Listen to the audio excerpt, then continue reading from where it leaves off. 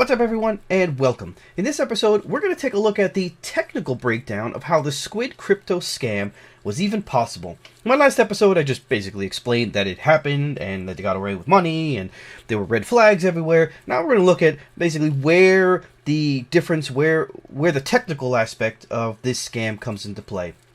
This research was originally done by the great team over at Gate.io, so let's jump in and see what happened. Oh, drat these computers. They're so naughty and so complex. I could pinch them. First, we know, as a recap, last week developers of the SQUID Game crypto project pocketed investors' funds and were nowhere to be seen. They sold off a large portion of tokens, extracting liquidity from the trading pool on PancakeSwap. Now, this led to a massive plummet in the price of SQUID. Following the incident, the project claimed to have removed the restrictions on large SQUID transactions from the contract. Now, it transferred ownership, access to the black hole, and shut down all social media accounts. After the plunge was reported in mainstream financial media outlets, SQUID was thrown into the limelight and became a popular coin that was being widely discussed. The holders, or the people who got scammed out of money, are currently engaged in a community self-help campaign, meaning they're trying to help themselves. They're hoping to take advantage of the project's runaway team, the guys who just took off with their money, to achieve more decentralization and community autonomy for the project. There is no way to know what the final results of this self-help campaign will be. However, after an in-depth analysis of the SQUID contract code by the researchers at Gate.io, we're going to see that the SQUID project is still quite risky. An analysis of the contract code shows that SQUID is not as decentralized as some reports claim, and that there are still two risky points. The first one being there are multiple addresses holding large amounts of tokens, and there's still a risk of a massive dump.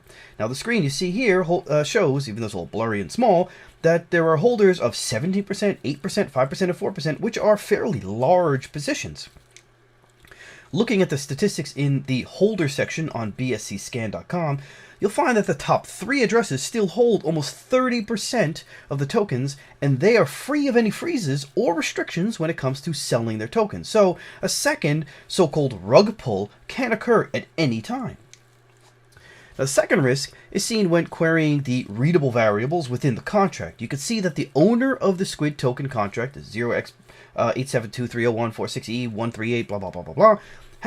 So the owner has been changed to a black hole address, which is just all zeros, which means that no one can be granted the authority to issue additional tokens. So the amount of tokens is now locked.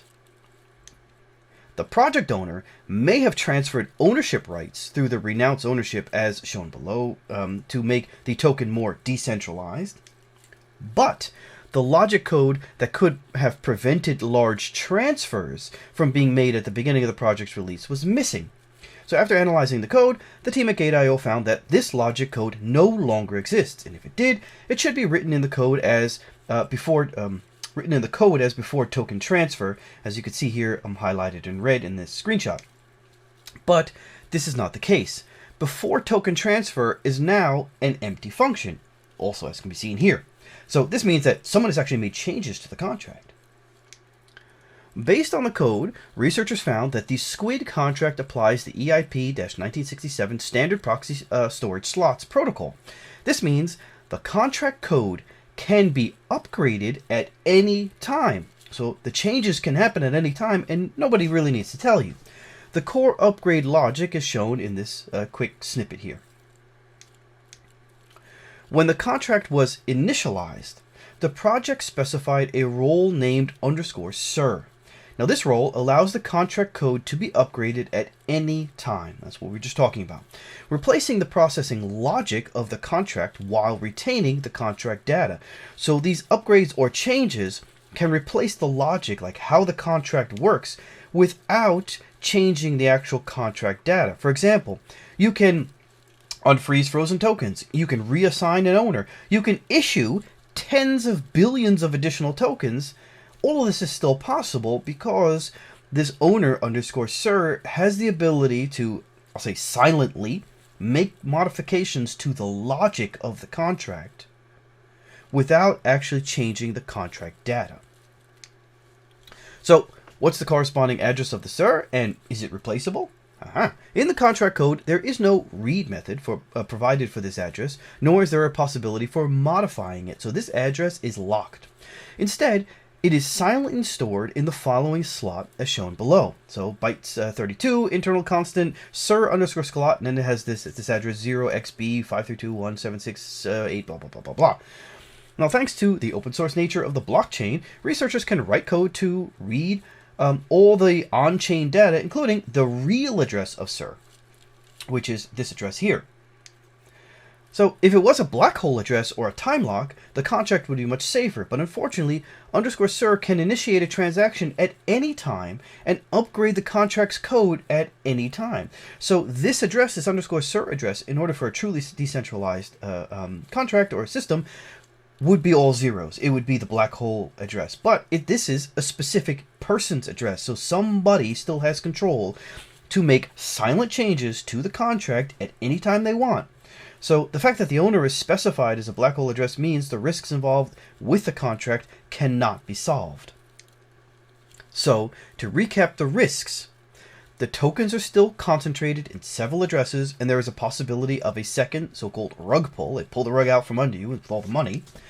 The contract code may be upgraded at any time. Now, this can involve operations such as issuing a large number of additional tokens, or unfreezing somebody's tokens, or just dumping everything, or some other type of nefarious activity. So, as I stated in my previous video on the SQUID coin scam, if you're a serious investor in crypto, you'll do your due diligence in various forms. One such form, if you have the technical know-how, or you have access to somebody who does have the technical know-how, is taking a look at the project code and checking to see if there are any anomalies. Now, if you don't have the technical know-how, you can always use services like RugDoc, as an example, to see if there are any reports of nefarious activity or scam alerts. So, I hope you were able to learn a little bit from this episode. With that, I say thanks again for watching. Don't forget to share and subscribe if you haven't already, and smash the bell if you haven't already. And I'll see you on the next episode. Take care.